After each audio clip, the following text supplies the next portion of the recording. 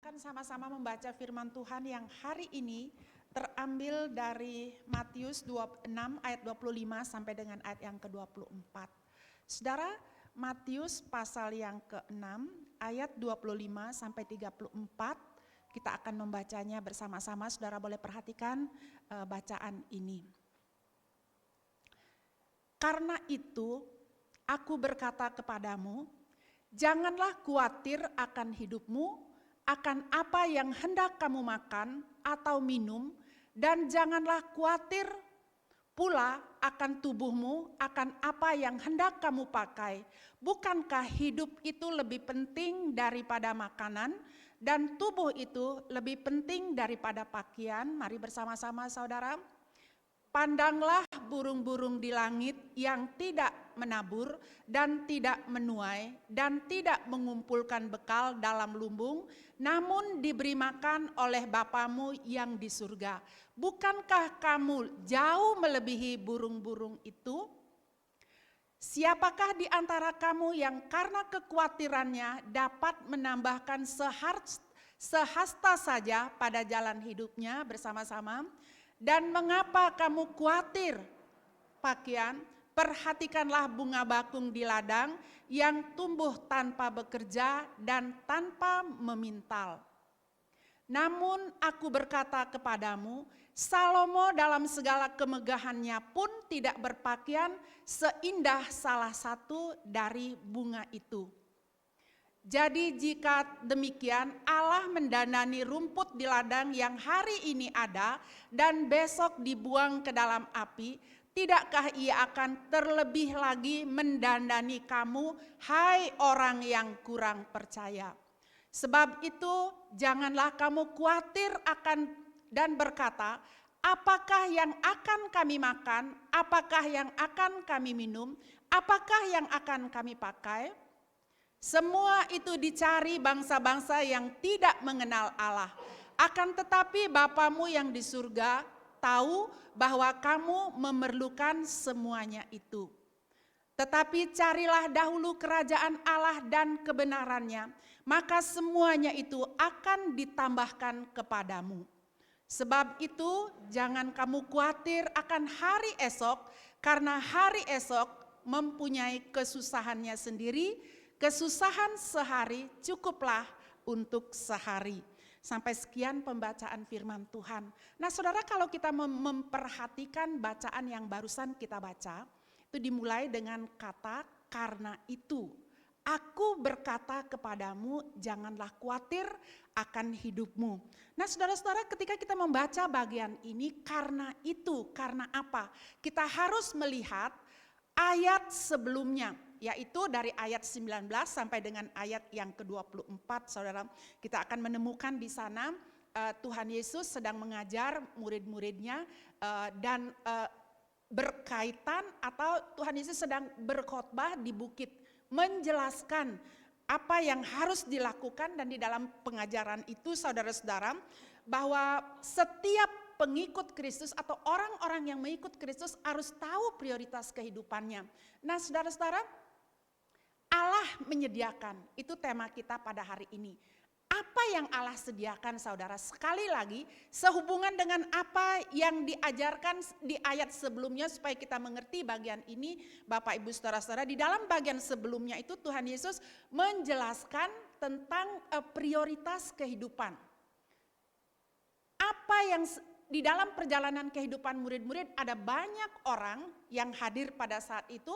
Tuhan Yesus sedang menjelaskan bagaimana sikap hati seorang murid menyangkut kebutuhan hidup, menyangkut materi, menyangkut harta, menyangkut uang. Kalau boleh dikatakan, disimpulkan menyangkut materi. Nah dikatakan saudara-saudara bahwa orang-orang yang tidak mengenal Allah, mereka mengejar materi, mereka berusaha mencari uang sedemikian rupa atau mengejar materi itu sedemikian rupa, dan sudah menghabiskan waktu tenaga mereka untuk mengejar hal itu sehingga mereka penuh dengan kekhawatiran. Nah saudara, di dalam bagian ini Tuhan Yesus ingin menekankan apa yang menjadi prioritas kita saudara.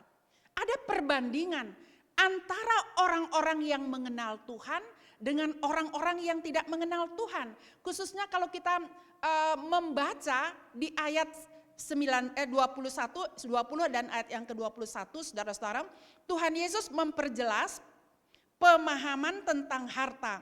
Kalau seseorang tidak mengerti, saudara, tidak memahami tentang harta milik itu, hati kita bisa melekat di tempat yang salah.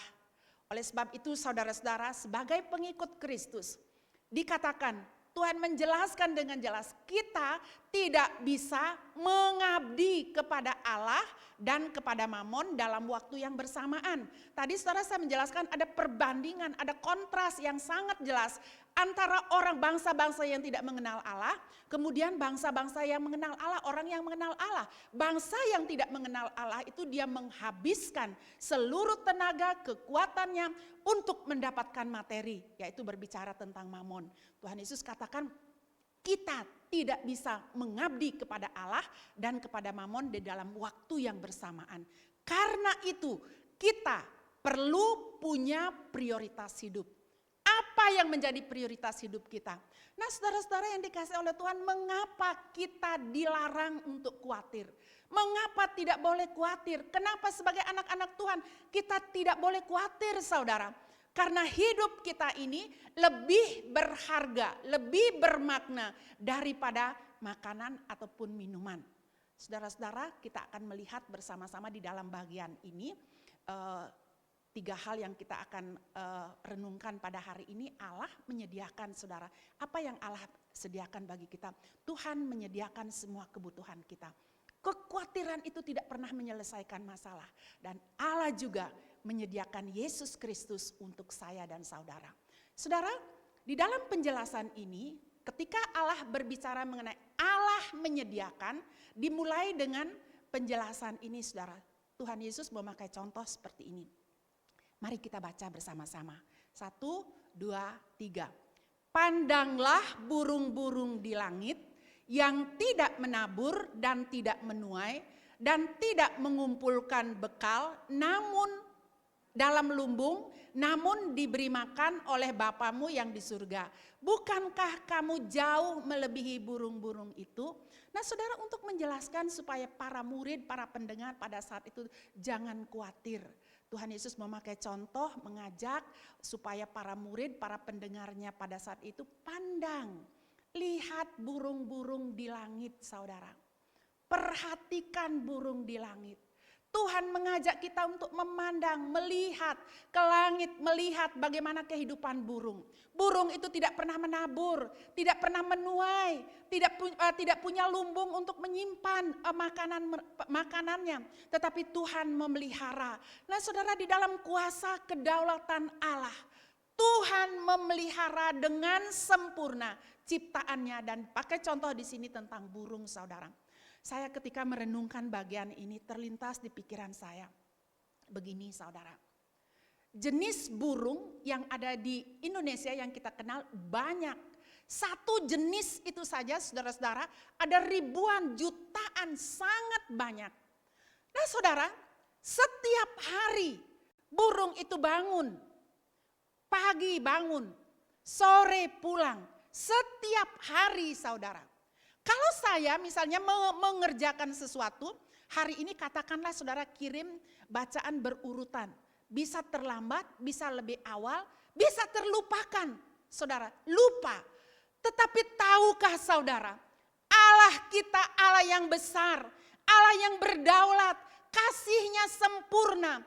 Burung sekian banyak, saudara-saudara, dipelihara oleh Tuhan dengan cara yang ajaib. Nah, Bapak Ibu saudara-saudara yang dikasihi oleh Tuhan, ketika kita mengerti hal ini, betapa baiknya Allah kita.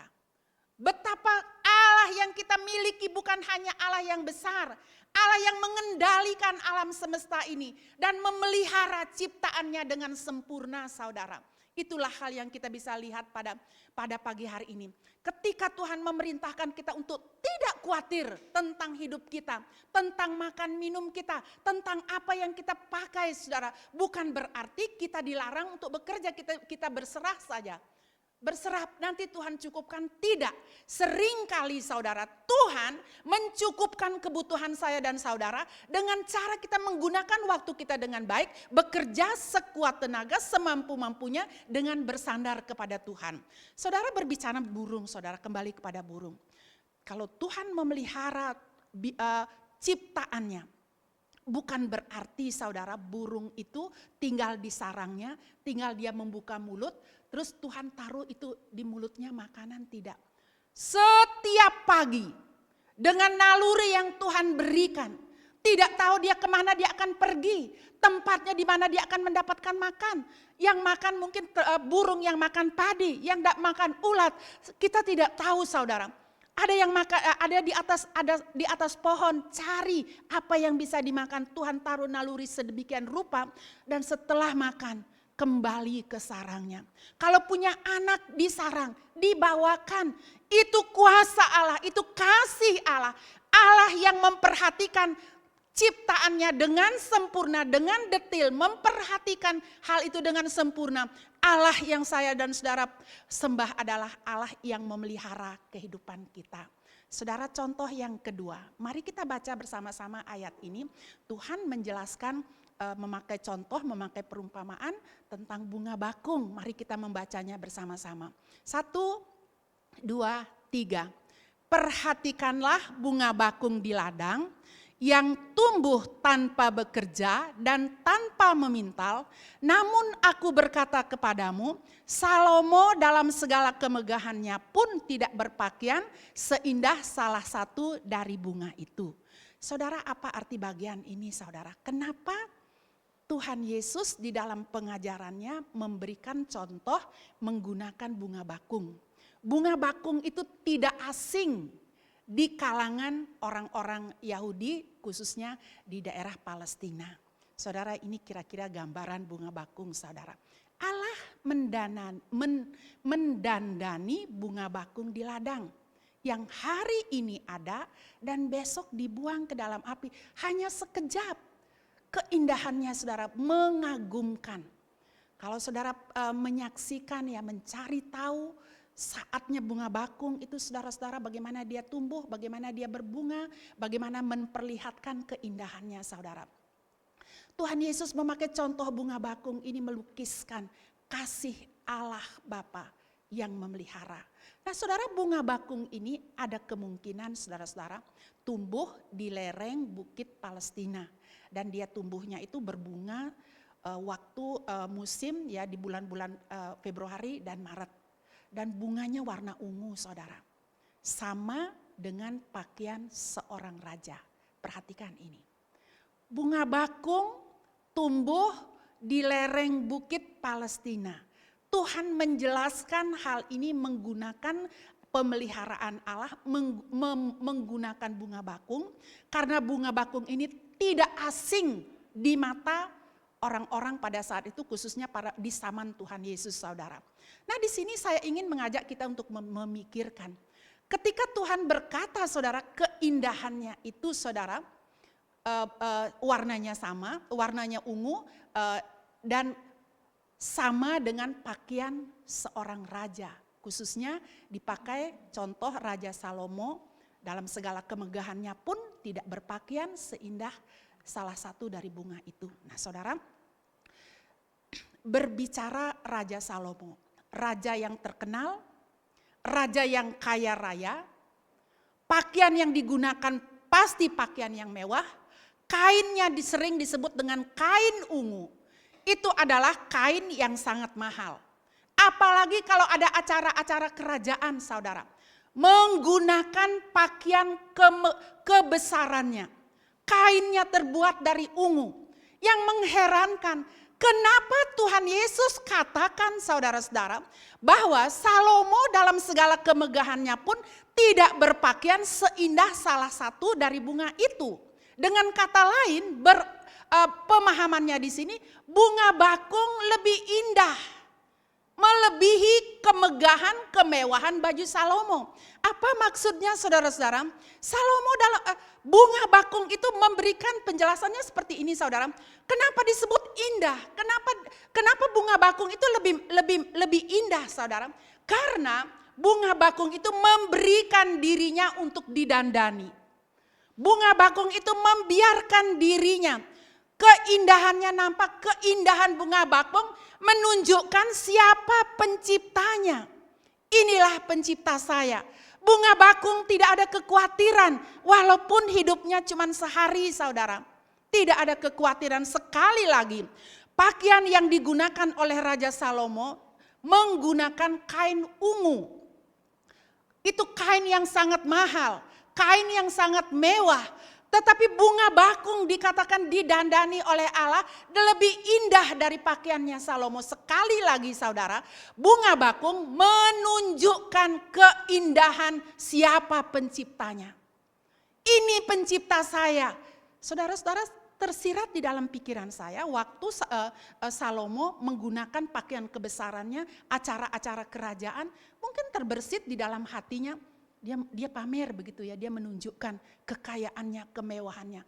Tetapi bunga bakung yang dia tonjolkan adalah penciptanya. Yang dia tonjolkan adalah ini pencipta saya, bukan menonjolkan dirinya. Tidak ada kekhawatiran. Nah saudara, kita bisa belajar hal yang sangat penting di dalam penjelasan bunga bakung ini. Kita ada hari ini. Apapun pencapaian kita, karena anugerah Tuhan yang kita tonjolkan adalah pencipta kita. Saya ada, kita ada karena belas kasihan Tuhan. Nah saudara-saudara, saya akan kembali mengajak kita untuk melihat ke ayat 30 saudara. Di sana muncul kata rumput saudara. Bunga bakung yang tumbuh di lereng apa namanya? Di lereng bukit itu yang tumbuhnya bermusim, bunganya tidak bertahan lama, bukan bertahun-tahun, tetapi sekejap saudara. Rumput liar di zaman Tuhan Yesus, hidupnya singkat, itu akan dipotong, digunakan sebagai bahan bakar untuk kebutuhan manusia. Ya, untuk masak, begitu sebagai bahan bakar dikatakan di sana. Nah saudara, begitu singkat hidupnya rumput, begitu singkat bunga bakung kehidupannya. Kalau boleh dikatakan akan berakhir hidupnya, kalau dengan satu kata ya naas sekali. Jadi kayu bakar, tidak ada lagi sejarahnya panjang. Tetapi Tuhan mendandani ciptaan Allah yang hanya sekejap, hanya ada satu hari tetap dipelihara oleh Tuhan. Nah Bapak Ibu saudara-saudara yang dikasih oleh Tuhan.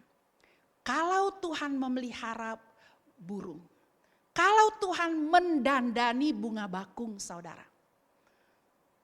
Yang kalau kita lihat tidak terlalu berharap, tidak lama kehidupannya.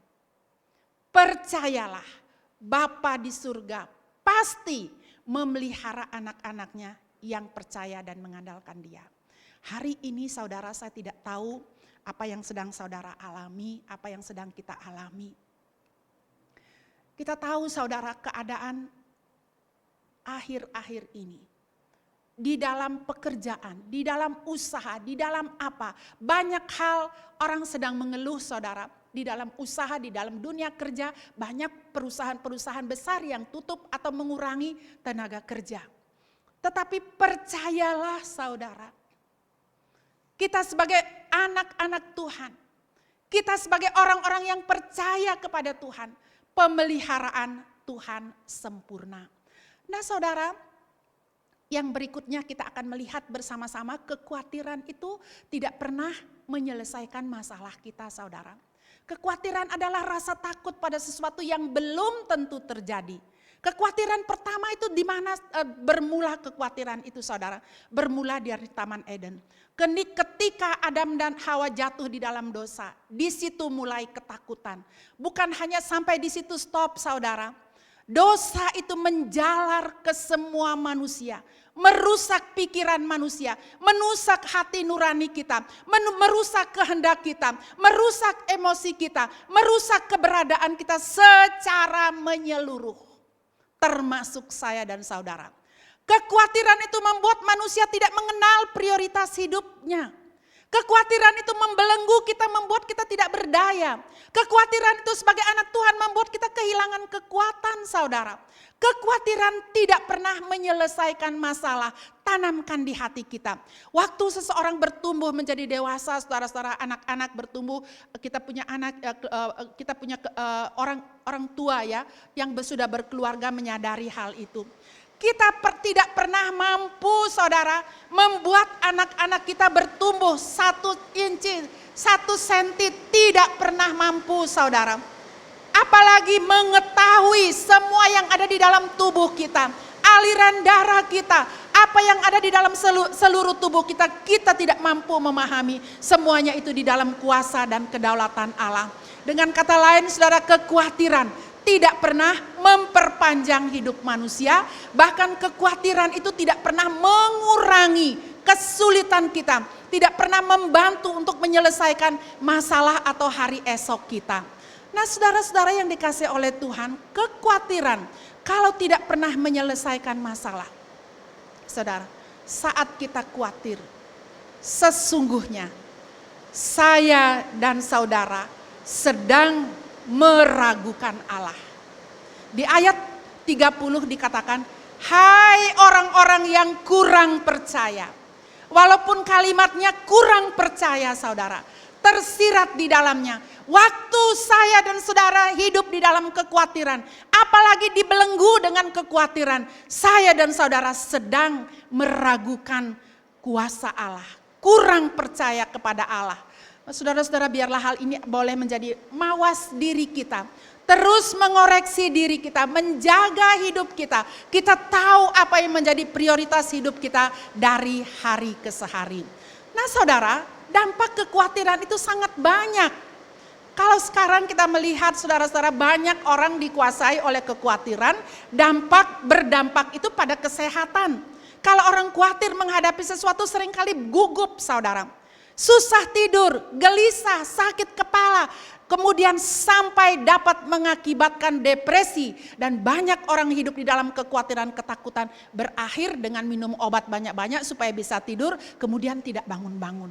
Itu dampaknya, betul-betul mengerikan, saudara. Tetapi hari ini, saudara-saudara, kabar baik buat kita semua.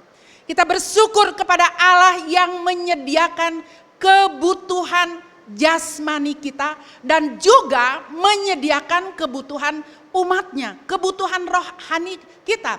Kebutuhan umat kita bukan hanya menyangkut materi, tetapi kebutuhan rohani kita pun disediakan oleh Tuhan. Dan Dia sudah memberikan Yesus Kristus menggantikan ketakutan kita, menyelesaikan hutang-hutang dosa kita di atas kayu salib. Nah, saudara-saudara yang saya dikasihi di dalam Tuhan, hari ini apa yang paling saudara takutkan? Apa kekhawatiran kita hari ini, saudara? Apa yang menekan perasaan saudara hari ini, saudara? Dalam hidup ini, apa yang membuat saudara senang? Kita cek dulu diri kita, cek hati kita. Apa yang membuat kita damai? Apa yang membuat kita bahagia, saudara? Mungkin jawabannya beragam. Jawabannya mungkin kalau saya punya cukup uang, kalau semua anak-anak baik, saya akan tenang, saya tidak khawatir lagi. Kalau pekerjaan lancar, kalau usaha baik-baik, kalau semua dalam kondisi baik, mungkin saudara kita akan bisa menjadi tenang dan sebagainya, saudara. Mari kita melihat bersama-sama sebagai anak Tuhan.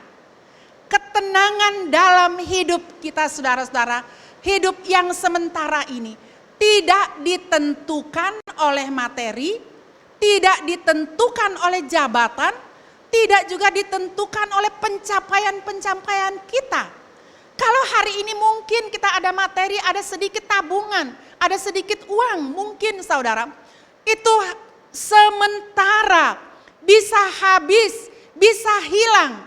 Tetapi ketenangan sejati, saudara-saudara, atau kebahagiaan sejati adalah ketika saya dan saudara mengetahui bahwa hidup kita ini adalah milik Allah. Hidup saudara dan saya milik Allah. Ketakutan kita, kekurangan kita, keterbatasan kita, kebutuhan kita sebagai anak-anak Tuhan, Dia menyediakan. Sekali lagi saudara, Ketenangan sejati bukan terletak dari materi atau pencapaian apapun. Tetapi ketenangan sejati itu kebahagiaan, ketenangan, kedamaian sejati. Yang memberikan hati saudara tenang adalah ketika kita menyadari, ketika kita mengetahui bahwa hidup saudara dan saya adalah milik Allah. Saudara, tema kita adalah Allah menyediakan. Hari ini kita tahu Allah yang kita sembah adalah Allah yang peduli. Kepeduliannya saudara-saudara, dia memperhatikan setiap detil kehidupan kita.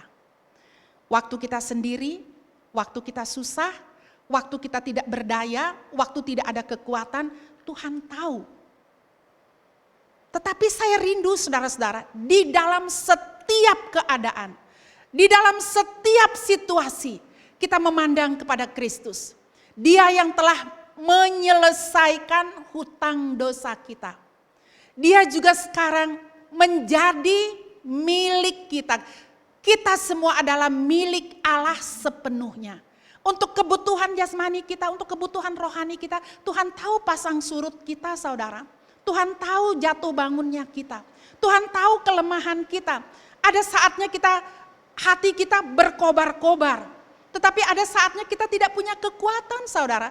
Di dalam pekerjaan, di dalam usaha, kebutuhan dan sebagainya saudara. Kita memiliki pergumulan yang sangat banyak berbeda saudara. Tetapi ingatlah, Dia telah menyelesaikan hutang dosa kita. Dia menjamin kekuatan kita. Dan sekarang kita adalah milik Allah.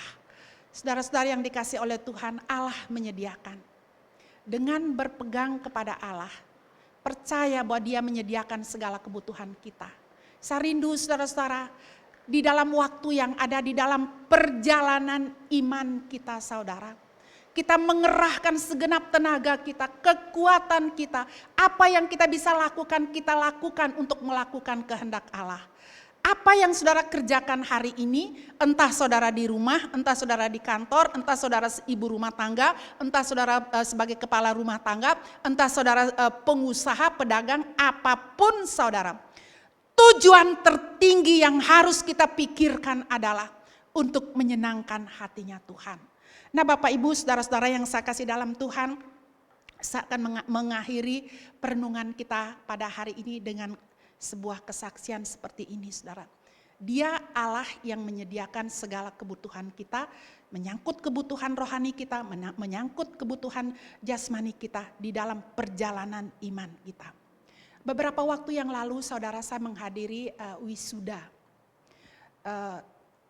Anak-anak yang diwisuda pada saat itu 1.000 sekian anak saudara. Sebelum penyerahan ijazah, sebelum wisuda dilakukan, di sekolah itu ada paduan suara, sangat bagus sekali nyanyi. Setelah paduan suara itu menyanyi, di 1.100 sekian anak-anak di wisuda, ada yang S1, ada S2. Tetapi yang mengagumkan saudara, puluhan anak berkebutuhan khusus di wisuda. Sebelum mereka dipanggil untuk menerima ijazah mereka, sebelum mereka ke depan saudara, mereka dipanggil satu persatu. Anak yang berkebutuhan khusus ada puluhan, mereka di wisuda, tamat pada saat itu, paduan suara menyanyikan lagu, saudara-saudara itu lagu anak-anak, kalau saudara cari itu lagu bisa didapat ya. Aku bisa, aku pasti bisa. Jadi waktu itu berjalan penyerahan ijazah, disorot itu orang tua, disorot wisudawan, disorot anak-anak yang di wisuda, diutamakan anak-anak yang berkebutuhan khusus, ada puluhan saudara. Banyak orang menangis, banyak orang terharu. Apa yang ingin saya tekankan di sini saudara? Allah kita adalah Allah yang menyediakan segala kebutuhan kita. Bukan hanya kebutuhan jasmani kita. Tuhan berulang-ulang mengatakan jangan khawatir. Jangan khawatir akan hidupmu. Jangan khawatir apa yang akan kamu makan, minum, pakai. Jangan khawatir dengan hari esok. Tuhan ulang 3 kali ulangi itu. Berarti Tuhan mau saya dan saudara memiliki prioritas yang benar. Tadi saya katakan di awal saudara, di dalam ayat 19 sampai ayat yang ke-24 itu berbicara tentang materi. Bicara tentang harta. Bangsa-bangsa yang tidak mengenal Allah, dia kejar itu materi. Tetapi kalau kita tidak mengerti tentang mengelola materi itu, hati kita akan melekat di tempat yang salah. Jadi pagi ini, mari pastikan hati kita melekat kepada Yesus yang telah menyelamatkan saya dan saudara. Di dalam wisuda itu saudara, saya mau mengatakan begini. Begitu banyak orang hidup di dalam ketakutan. Begitu banyak orang tua sedang bergumul dengan perjuangan anak-anak mereka. Begitu banyak masalah yang ada di dunia ini. Saya terbayang dengan sekolah, saya terbayang dengan gereja yang mau dibangun. Mungkin saya tidak akan melihat pembangunan itu saudara.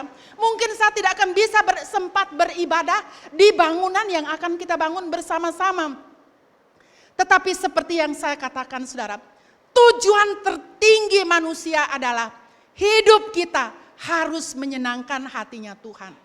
Di waktu ini perjalanan iman kita, di dalam pergumulan kita, bukan berarti saudara kita tidak harus bekerja, tidak, berserah saja, tidak. Di dalam waktu yang bersamaan, saya dan saudara harus kerja keras untuk mencukupi kebutuhan kita di dalam keluarga. Di dalam sisi lain, di tempat lain, di waktu yang bersamaan, kita harus memilih, menentukan prioritas hidup kita. Walaupun ada kesulitan, walaupun ada pergumulan, Dia Allah yang menyediakan segala kebutuhan kita. Termasuk menyangkut kebutuhan rohani kita. Sekali lagi saudara, perhatikan burung-burung di udara. Tuhan memelihara dengan sempurna. Perhatikan bunga bakung yang saya sudah jelaskan tadi. Bunga bakung tidak menonjolkan dirinya, tetapi dia izinkan dirinya dihiasi, didandani oleh Allah. Dan dia izinkan dan dia berkata, kalau boleh menggunakan kata manusia, ini loh pencipta saya, ini saya. Menunjukkan siapa penciptanya. Nah Bapak Ibu, saudara-saudara yang dikasih oleh Tuhan, bagaimanapun keadaan saudara pada saat ini, perjalanan kita panjang. Ada program gereja, ada target-target yang harus kita capai di perusahaan, di pekerjaan. Ada hal-hal yang harus kita perjuangkan. Jangan stop sampai di sini. Jangan merasa puasa cukup sampai di sini. Tapi ingat, tujuan tertinggi dalam kehidupan kita sebagai murid Kristus adalah agar saya dan saudara menyenangkan hatinya Tuhan. Pastikan saudara, saya kembali di tempat ini. Dengan berpegang kepada Allah. Percayalah, Dia menyediakan segala kebutuhan kita.